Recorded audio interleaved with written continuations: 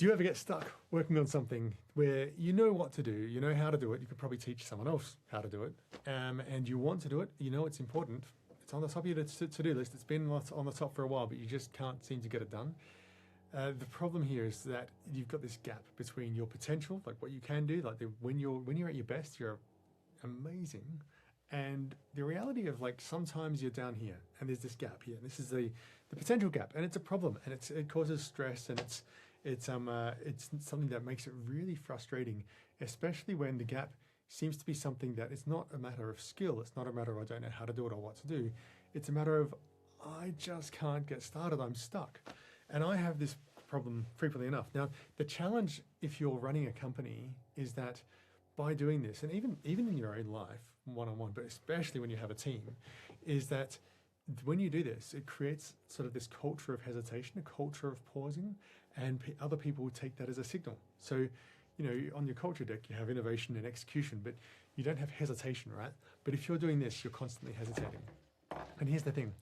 When we do this, the reason this is happening is a couple of different reasons, but the fundamental thing to think about is that sometimes this is just who you are.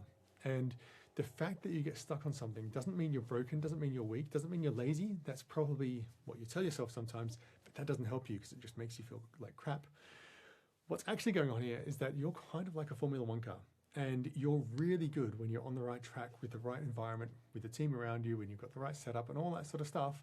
But if you have to go and get the shopping, it's pretty hard. And you try and take a Formula One car shopping, and where do you put the bags, and where do you park it, and how do you get it started when you're on your own, all that sort of stuff. It doesn't work very well for a Formula One car going shopping. And so there are certain types of tasks that for us feel like we're the Formula One car that's doing really well when we're in our zone, but when we go shopping, when we do these tasks, we're just really bad at it. And this gap is the thing that's really frustrating. Now, what's going on here when you think about this is if we try and solve this by just trying harder, it doesn't work. If we push really hard, if we use effort, it doesn't work. Now, it used to work when I was young. I know when I was younger, I had more energy. I was 20, and I just had an overflow of energy, and I'd just be able to push through overnight and do things overnight and get things done. And I'd be in pain, I'd be frustrated, I'd be tired, but I'd have got it done. These days, as I'm in my 40s, approaching 50, and I've got kids and I've got other responsibilities, trying harder doesn't work anymore. And I can't just try harder. And when I do, and when I fail to try harder, I start to beat myself up, and it doesn't help. So we've got to think about what's going on here. We've got this concept of like, we're really good in some areas and not so good in other areas. But there are some times, and so what that means is that if you can get on the track, if you can be on the track all the time, you can be great all the time. But there are some times when you just have to do the shopping. You have to do the task that is a bit dull. And I've got a toolkit that I put together that I found really useful for helping understand what's going on. The fundamental thing that's happening here is that you're either lacking one of three things about the task. You're lacking clarity, as in you don't quite know what it is. You know what it is you need to do, but you haven't really done the work to define the outcome you really want, and nail it down, or perhaps define the very next step. And so your brain just sort of goes, oh yeah, we've got to write the document. We've got to do the thing. We've got to make the presentation. But that is a big amorphous blob, and you can't get started on an amorphous blob. You need to actually get some clarity about what you're doing. The second thing is energy. And with what I mean by energy is that sometimes you feel low energy. When you're feeling like that, you've got to either do it at a different time, like do it in the morning instead of the evening, instead of the afternoon, during the afternoon lull, or maybe you've got to get yourself into a higher energy state, or maybe you've got to deal with the fact that this task is just a low energy task. And even when you're feeling high energy, you just get drained looking at it. I know for me, if I do my admin, it doesn't matter how I'm feeling, the admin is draining and it makes me feel low energy. I've got some admin to do after this. But I'm doing this instead because this will give me some energy that I can then go and do the admin with. The third thing is commitment. And by commitment, what I mean is that there are some tasks where you try and do something, but it just feels like a really big, hard piece of commitment to do it. It feels like you've got to just sort of go and check something else, or learn one more thing, or wait one more day, or get some more information, or whatever it is. And this can feel like due diligence. It can feel like you're being responsible, but in actual fact, you're delaying.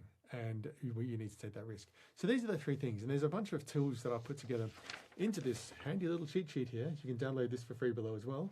And it's got the 4 categories: clarity, energy, commitment, and down here, momentum to keep going. It's a slightly different topic. But I've put together 4 tools in each of these categories of ways that you can increase your clarity, increase your energy, and increase your commitment to be able to get something done, to be able to start and get unstuck.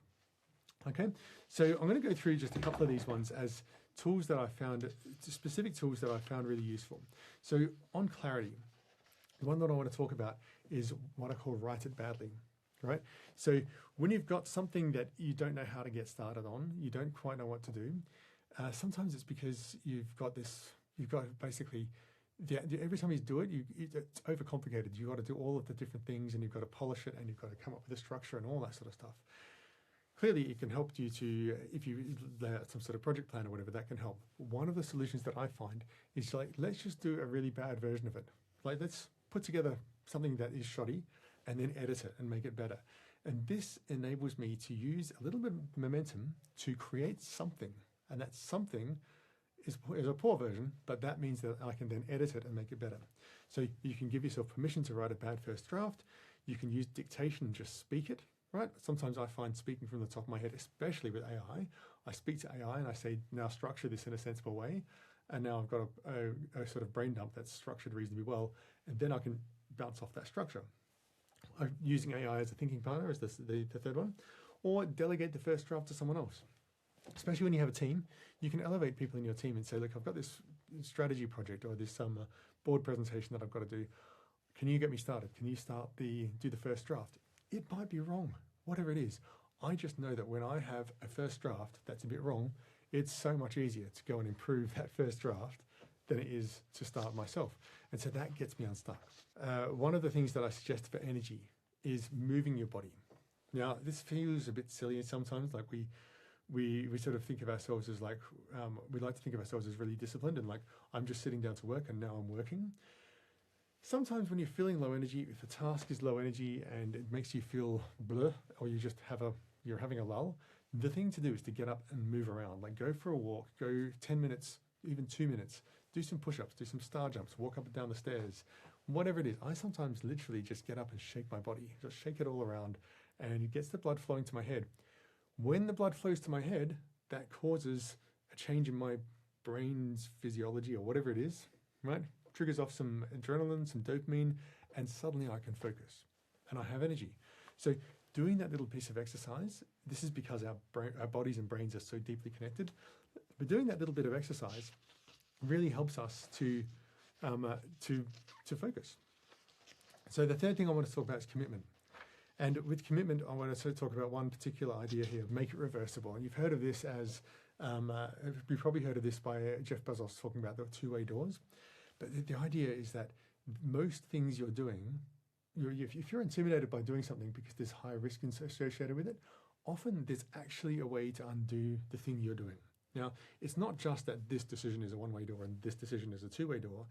The question is, how can I take a decision that feels like a big commitment and make it reversible? Like, how can I make it reversible? How can I reduce the impact, reduce it so it's like, I've got a little test, I've got a small thing to do, I have a plan to undo it.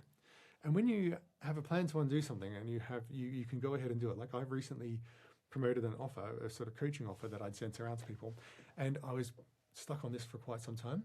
And one of the things that I did is I realized that I can promote this coaching offer, and if it doesn't work, then another month later or another couple of weeks later, I can promote a different one, and that's okay. So there's nothing that means that I have to get the perfect coaching offer before I promote it.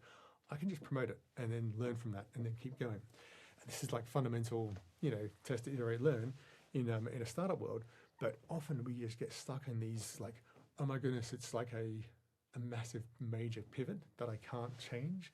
And the question I have for you is like, how do you make it smaller in scope so that you can then reverse it?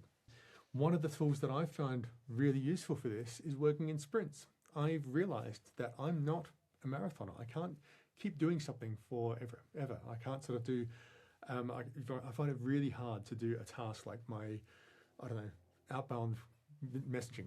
I can't do that every day. I've kind of got to do a burst of it. I do a sprint of it on a day or two, and then I stop for a while. And that works a lot better for me. So I define these sprints, these very short term, here's a thing that I'm doing now, that I get that thing done now, and then I've done it, and then I'll do something else. And maybe I come back and do a bit more of that thing later on. But I don't try and go, okay, I've got a 6-week project here. 6 weeks is too long. And my brain just goes, oh, it's 6 weeks, it's too long, I can't think about it. and it's ridiculous because I'm quite good at very many things, but when it comes down to like having a thing that I'm working on every day for 6 weeks, after a week or so, my brain just shuts down and doesn't want to do it anymore. So I embrace this, and I embrace the fact that I'm a sprinter, and I do a sprint for a day, and I do a sprint for a week, and I focus on something and I get it done, and then I do something else. And that's the way I get a whole lot more done. So there's 4 little ideas that I've given you here, which will help you with clarity, energy, commitment, and momentum. If you'd like to look at the rest, there are actually 16 ideas here. It's not exhaustive. There are other ideas that you might find useful. You can download this below. It's free. It's a PDF. You can print it out. You can download it and read it. You can refer to it later on. The cheat sheet you can stick up and refer to. You can share it with your friends. But if you're finding this useful, I'd love to hear from you which tools you found useful. Are there other tools that you found useful to get unstuck? And what are they? Like what works for you? Because one of the things that I've realized is that not just that there's the same tool doesn't work all the time. Like the same tool doesn't work for every person. Like, so I'm different to you, so different tools might work for you than they work for me. But different tools work for me at different times. And so a tool that works really well one day doesn't always work the next day. So I've got to try a different tool. And the key to this is to be willing to adapt to your current context, how you're feeling right now, and what works right now. And just have a library of tools that you can pull out and use and get yourself unstuck. All right. Have a great week and focus well.